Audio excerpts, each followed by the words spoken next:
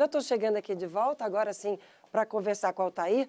Vamos começar falando, eu quero muito a sua opinião, sobre esse corte vergonhoso das verbas federais para as nossas rodovias. Muito bom dia para você, bem-vindo. Bom dia, Márcia. Bom dia a você que acorda cedo e nos prestigia com a sua audiência.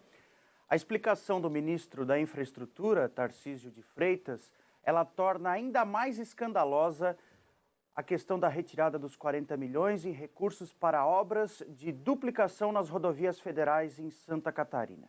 As palavras do ministro, aspas, normal, natural.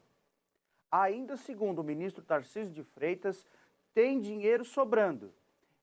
Dinheiro sobrando para as obras e dinheiro faltando para manutenção. Então, está terminando o ano, vamos fazer um arranjo. Tira o dinheiro das obras e leva para manutenção. Mas não é manutenção só aqui em Santa Catarina, é a manutenção em todo o Brasil. E até em Santa Catarina, disse o ministro, como se fosse assim um favor, né? Até em Santa Catarina.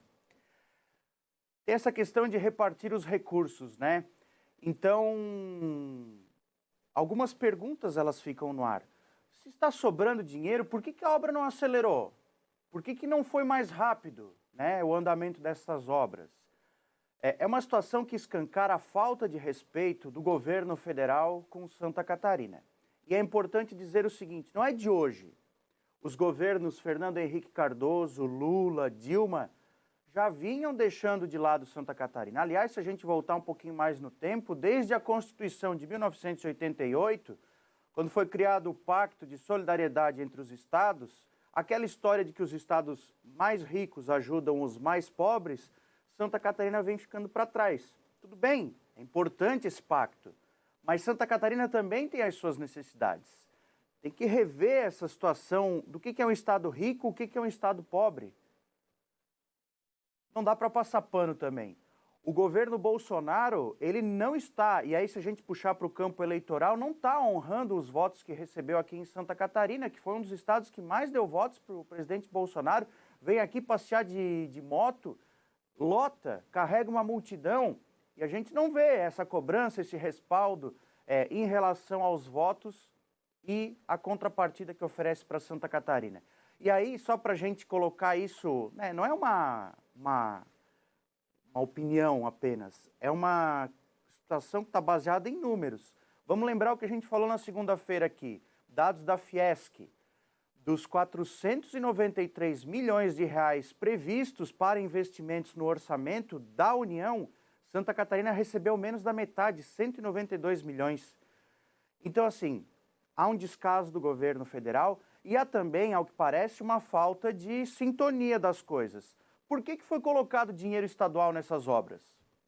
Se tem dinheiro sobrando para as obras, por que o governo do estado deixou de investir em obras públicas de sua responsabilidade e passou o dinheiro para obras da União?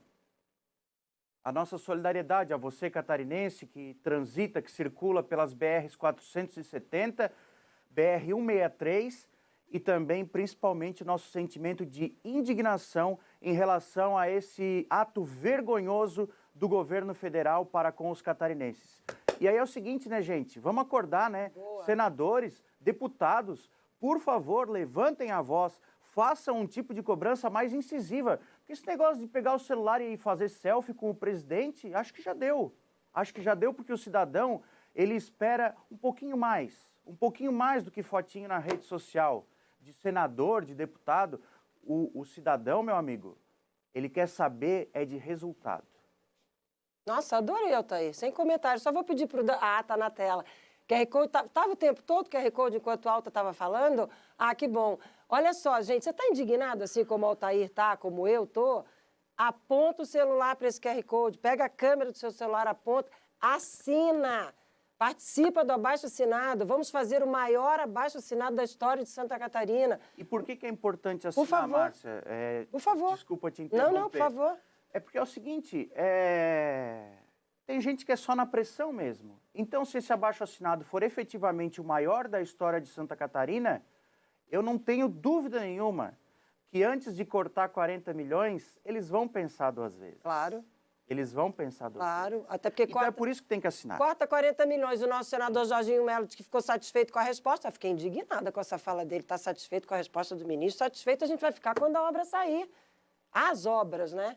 Era bom mandar o presidente andar de motocicleta onde está cheio de buraco, né? Você foi falando dele andando de moto aqui, pensei nisso. Podia fazer uma motociata no meio dos buracos lá da 470. Pega aqui, começa aqui em Palhoça e vai até lá na fronteira, no extremo oeste. É uma boa ideia, uma boa sugestão.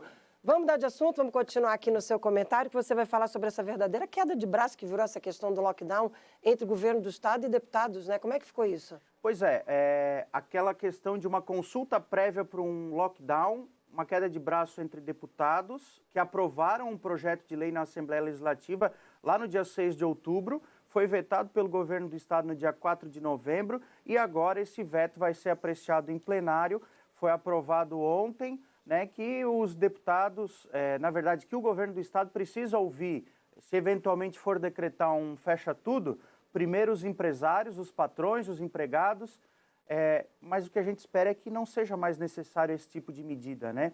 E até emendando o assunto, 3 projetos de lei falando sobre o passaporte da vacina. A vacina que é tão importante, eles vão se tornar um só. Houve aí uma decisão da maioria dos deputados também da CCJ, para que os 3 projetos, que são muito parecidos, eles fiquem apensados, né? Ou seja, eles sejam reunidos em um só e avancem.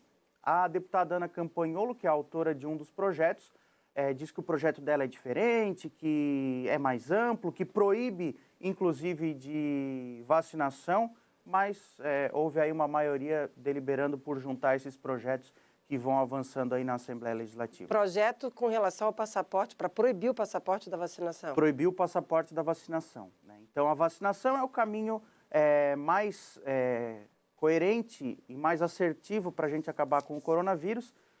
É um debate até meio inócuo, né? Porque a decisão vai vir do governo federal e também não é uma decisão muito boa. Tem essa história aí da quarentena de 5 dias. Apesar da Anvisa ter sugerido que exigisse passaporte da vacinação para quem chega no nosso país. E aí o presidente Bolsonaro foi num evento da Confederação Nacional da Indústria, soltou um palavrão lá, está irritado com o diretor da Anvisa, que tem uma nomeação, né? Não é uma nomeação que está na alçada do presidente da República, senão também já tinha caído, né? Então, infelizmente, a gente às vezes se apoia mais no achismo do que na ciência, e aí temos o avanço dessas novas variantes.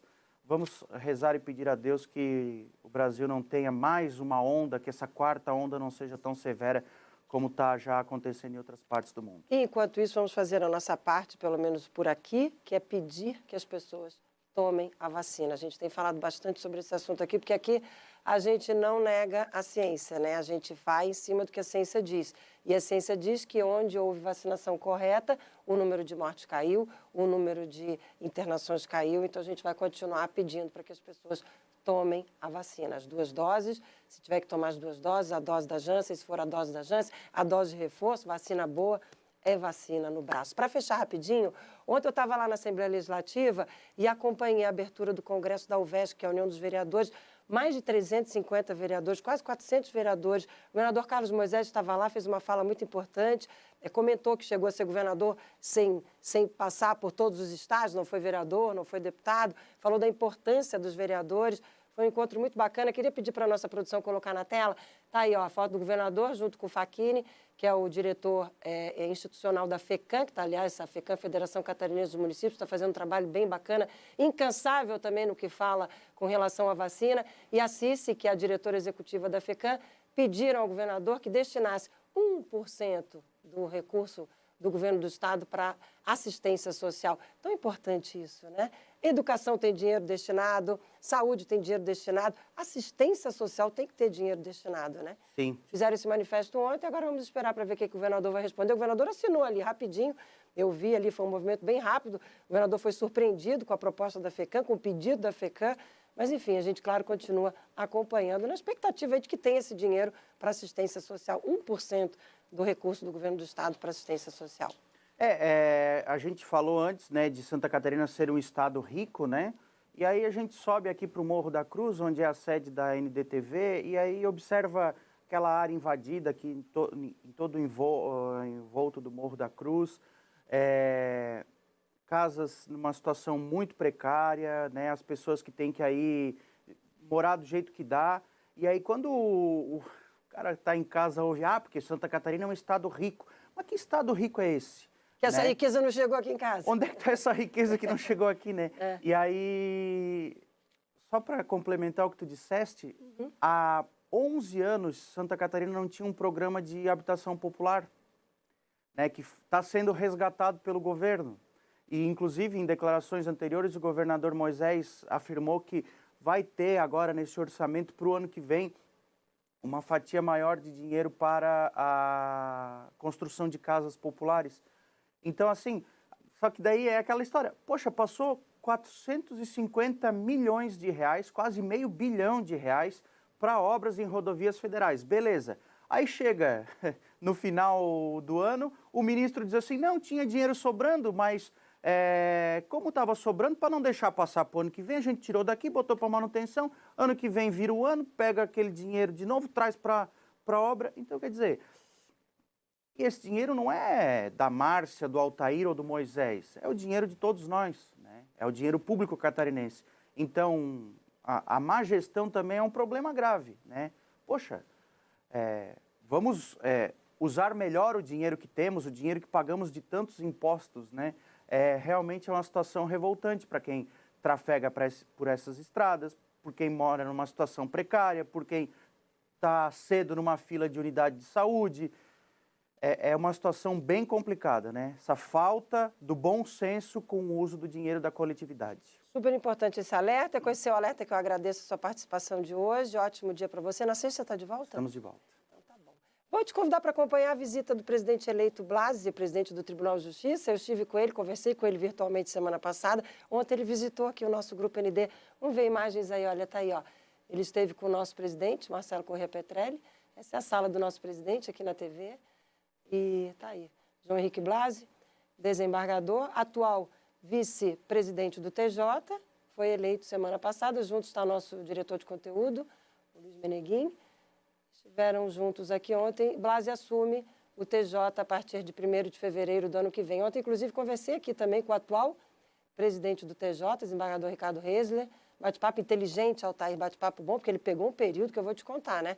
2 anos aí com pandemia, com 2 pedidos de impeachment que ele que coordenou. Enfim, ontem Ricardo Reis ele esteve comigo de manhã aqui no nosso SC no ar e à tarde o desembargador João Henrique Blasi, futuro presidente eleito do TJ, visitou aqui a nossa redação. E disse, inclusive, aqui no SC no ar, que vai investir mais em projetos sociais, Com né? certeza. Como o programa Lar Legal, que é de regularização fundiária. E né? ele foi entrevistado Paulo Alceu ontem, né, Dan? Ele teve no Conexão ND de ontem à noite, bate-papo também muito bom, muito inteligente, do Blasi com o Paulo Alceu no Conexão ND de ontem. Deixa eu ir embora, senão o Dan briga comigo aqui. Eu e o Otávio vamos ficar aqui até amanhã de manhã fofocando.